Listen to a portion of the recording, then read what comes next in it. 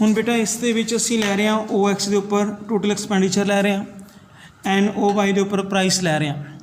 सो ये TE line साडी show कर रही है, TE लाइन शो कर रही है टोटल एक्सपेंडिचर। असीं देख रहे हैं बेटा इस तरह के नाल ये लाइन मैं पहली लाइन खिंची है। Suppose price is OP, price बेटे किसी कमोडिटी की O तो लैके P तक है, तो तुसीं कितना खर्च करते हो बेटा P तो लैके C तक, आ तुहाडा खर्च हो रहा है। When price is OP then you expenditure बेटा P to C। When price rise OP1, थोड़ी प्राइस राइज होके बेटा OP तो OP1 चली जाती है, then your expenditure is C1। तो थोड़ा खर्च बेटा की हो गया P1 C1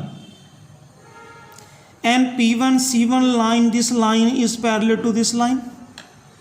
असी बेटा मैथ के विच तुसीं 10th क्लास पढ़िया होगा, ए लाइन तो ये line both are parallel to each other, means जिन्ना खर्च OP प्राइस के उपर है उन्ना खर्च ही OP1 प्राइस के उपर हो रहा है। इस ए लाइन तो ए लाइन आपस के विच की ने बेटा एक दूसरे के पैरेलल ने।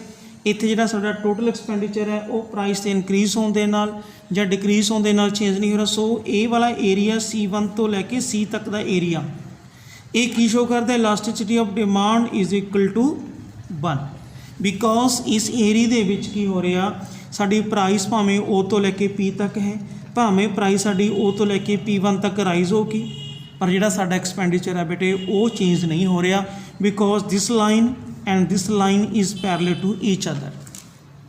So this area shows that in this area total expenditure is equal to 1, because भावें प्राइस OP है तो भी असी P तो लैके C तक खर्च कर रहे हैं, प्राइस राइज होकर P1 होगी तो साडा एक्सपेंडिचर बेटे नहीं रहूगा, इसलिए टोटल एक्सपेंडिचर के विच कोई चेंज नहीं आ रही। ये एरिया साडा इत्थों लैके C1 तो लैके C तक का जिहड़ा एरिया की शो करता है, elasticity of demand is equal to 1। Suppose price rise P1 to P2, price होर राइज होकर उपर चली जाती है, P2 ते चली जाती है, तो साडा एक्सपेंडिचर की होएगा बेटे, ये साडा एक्सपेंडिचर होएगा आपां C2 ला लो रे, तो साडा एक्सपेंडिचर बढ़ के बेटा P1 जो प्राइस तो P2 ते चली जाती है तो साडा एक्सपेंडिचर ये हो जाता है। पहला नालों साडा एक्सपेंडिचर बेटा इन्ना घट गया, पहला साडा खर्चा होंदा जो P1 प्राइस साडा खर्चा कितना होंदा सी, इन्ना हो रहा सी, हुण जो प्राइस बढ़ी साडा खर्चा घट के इन्ना रह गया। इट मीनस जो प्राइस बढ़ी है पहला नालों आह कॉर्नर जिन्ना एरिया साडा खर्च का घट गया। मैं उसनूं करवाया सी बच्चे जो प्राइस राइज होएगी एक्सपेंडिचर घटेगा तो ये किहड़ी कंडीशन होएगी, भी जो प्राइस ते एक्सपेंडिचर ओपोजिट डायरैक्शन च जाणगे तो ये किहड़ी होगी बेटा, elasticity of demand greater than 1। ये प्राइस राइज होकर P1 तो P2 ते चली जाती है, साडा एक्सपेंडिचर भी राइज होकर बेटा P2 तो C2 ते हो जाता है, राइज नहीं होया तो एक्सपेंडिचर डाउन होया पहला नालों, कितना डाउन होया, यह एरिया साडा पहला नालों साडा घट गया बेटे खर्च।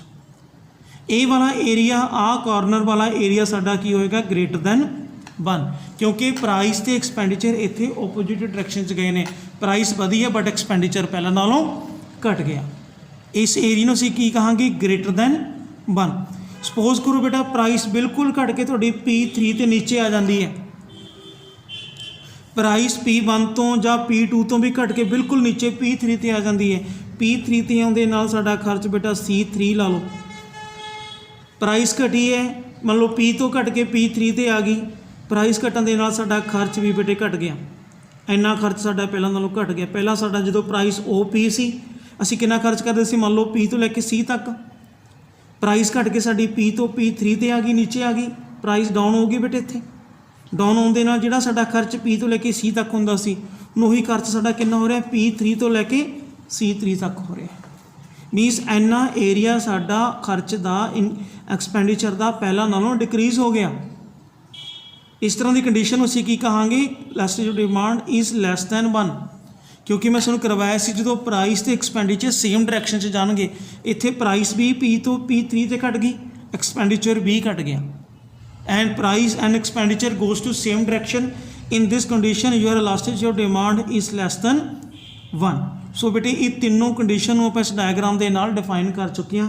ਇਹ ਡਾਇਗਰਾਮ ਤੁਹਾਡੀ ਬੁੱਕ ਦੇ ਵਿੱਚ ਵੀ ਬਣੇ ਹੈ, ਇਹੀ ਐਕਸਪਲੇਨੇਸ਼ਨ ਤੁਹਾਡੀ ਬੁੱਕ ਦੇ ਵਿੱਚ ਵੀ ਲਿਖੀ ਹੋਈ ਹੈ।